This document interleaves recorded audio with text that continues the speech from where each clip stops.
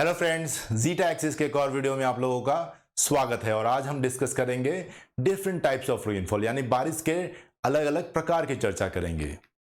Rainfall के mainly तीन mechanism होते हैं और उसी की बेस पे हमने उसको तीन कैटेगरी में डिवाइड किया हुआ है। पहला है कन्वेक्शनल रेनफॉल, दूसरा है ओरोग्राफिक रेनफॉल और तीसरा है साइक्लोनिक या फ्रंटल रेनफॉल।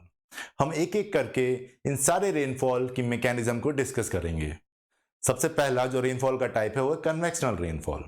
तो आइए देखते हैं कि कन्वेक्शन वर्ड का मतलब क्या होता है। पहले यहाँ पे आप देख सकते हैं कि हमारे पास एक मेटल का यूटेंसिल है और उसको हम हीट कर रहे हैं नीचे से। इसके अंदर एक लिक्विड है। अब यहाँ से जब हम इसको हीट कर रहे हैं तो ये लिक्विड गर्म हो रहा है और ये ऊपर की ओर जा रहा है। यहाँ पे ये इस हीट को एटमॉस्फेयर या फिर यहाँ के लिक्विड को दे देता है।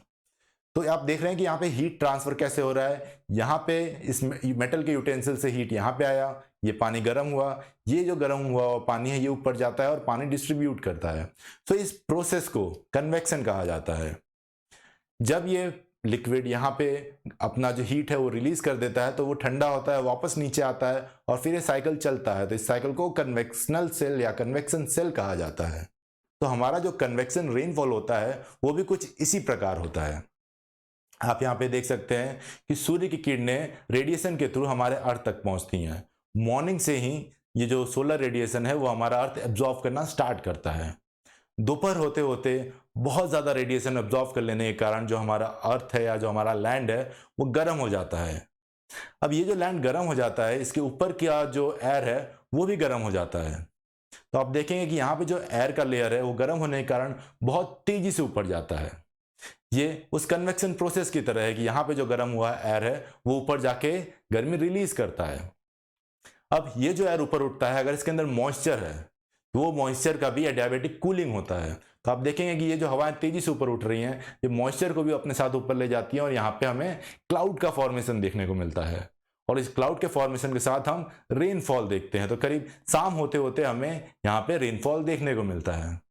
तो ये जो प्रोसेस है, इस पूरे प्रोसेस को कन्वेक्शन रेनफॉल कहा जाता है। ये प्रोसेस सुबह सुबह स्टार्ट होता है जब सूर्य की किरणें हमारी धरती पे आती हैं। दोपहर तक हमारा जो लैंड है वो गर्म हो जाता है और हमें शाम 4-5 बजे के आसपास रेनफॉल देखने को मिलता है। जो कन्वेक्शनल रेनफॉल है वो जनरली इन ध्रुवी इलाकों में होता है, यानी कि जो इक्वेटर के पास के जो इलाके हैं, क्योंकि यहाँ पे दिन लंबा होता है, सन की जो लाइट्स होती हैं वो डायरेक्टली पड़ती हैं इस रीजन पे, इसीलिए यहाँ पे जो लैंड है वो ज्यादा सनलाइट एब्जॉर्ब कर सकता है।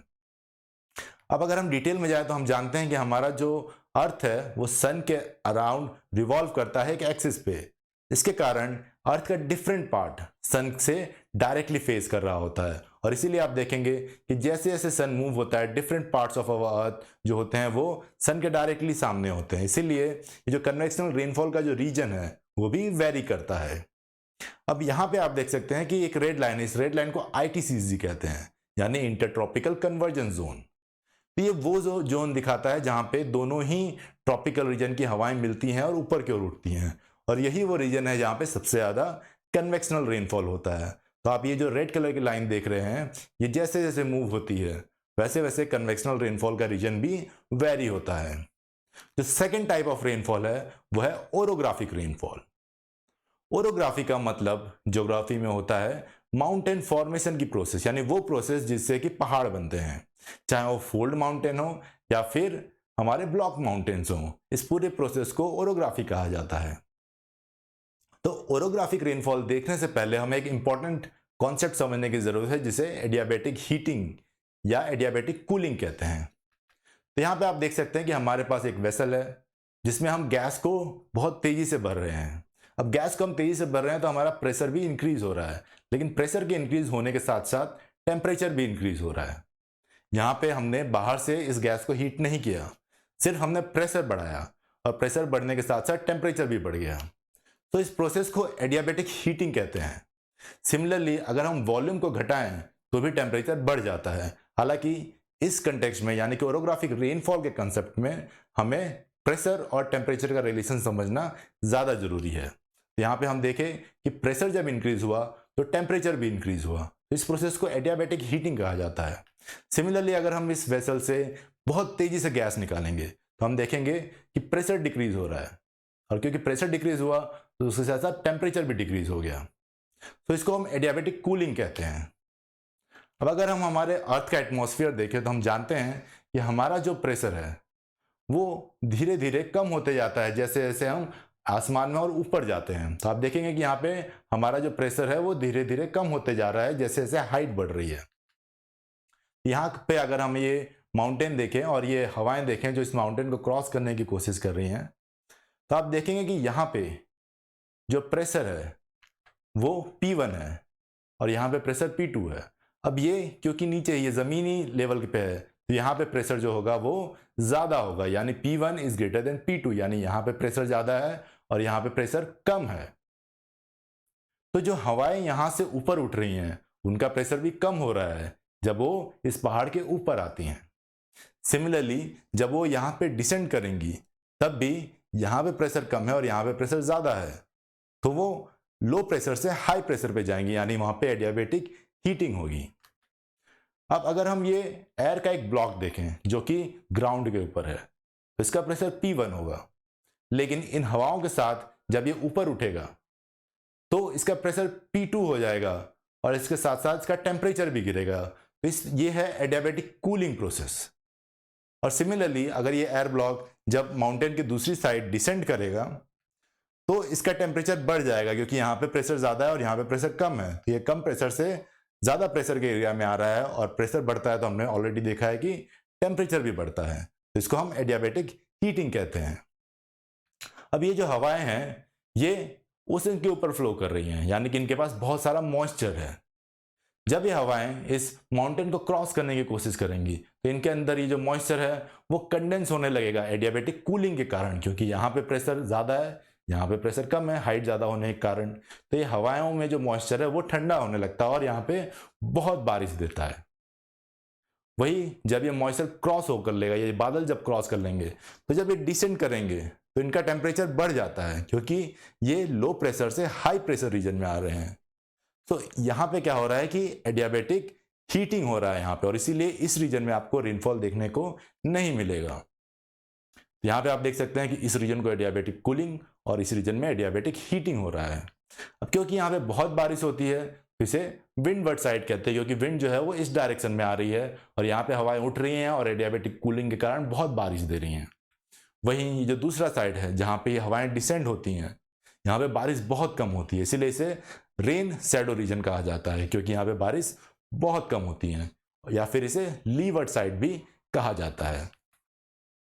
जो हमारा मानसून होता है उसमें आप देखेंगे कि वेस्टर्न घाट्स है और वो मानसून विंड्स को ऑब्स्ट्रक्ट करती हैं, इसीलिए यहाँ पे आपको बहुत ज्यादा क्लाउड फॉर्मेशन देखने को मिलता है ओरोग्राफिक प्रोसेस के कारण। जो तीसरा रेनफॉल का टाइप है वो है साइक्लोनिक या फिर फ्रंटल रेनफॉल। साइक्लोनिक रेनफॉल उस रेनफॉल को कहते हैं जो साइक्लोनिक एयर फ्लो के कारण होता है।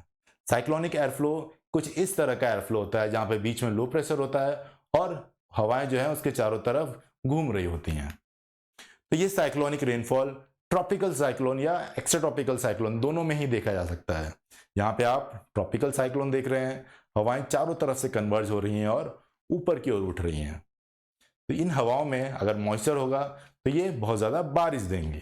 यहाँ पे आप देख सकते हैं एक ट्रॉपिकल साइक्लोन का क्रॉस सेक्शन, हवाएं जो उठती हैं वो बहुत ज्यादा बारिश देती हैं इस साइक्लोन के अंदर और इसके चारों तरफ भी।